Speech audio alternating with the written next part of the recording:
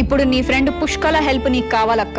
చా, దాని హెల్ప్ అడగటం ఏంటే? నేను దాన్ని మళ్ళీ నా జీవితంలోకి రానివ్వను. తను నీ జీవితంలోకి రాను అన్నా కూడా నువ్వే తన జీవితంలోకి వెళ్లాల్సిన సమయం వచ్చింది. అదేంటే, నీ ఒకానొకప్పటి ఫ్రెండ్ కమ్ శత్రువైన ఈ పుష్కల ఎవరో కాదు, నీ బామ్మర్దిగాడు గాఢంగా ప్రేమిస్తున్న అమ్ములు వాళ్ళ అక్క. నువ్విప్పుడు పెళ్లికి ఒప్పించాల్సింది కూడా నీ ఫ్రెండ్ పుష్కలానే.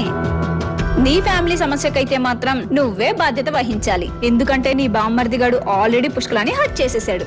ఒకరోజు శివ తాగేసి నడుచుకుంటూ వస్తున్నాడు. ఏంటి, మరిది గారు తాగారా?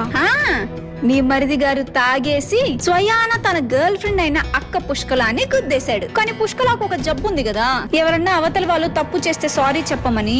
అలానే శివాని సారీ చెప్పమని అడిగింది. కానీ మనోడు నీకిష్టం వచ్చింది చేసుకోపో అన్నాడు. దాంతో కోపంగా పుష్కల కారెక్కి వెళ్ళిపోయింది. అప్పుడు శివ కార్లో ఉన్న అమ్ముని చూసి రియలైజ్ అయ్యాడు.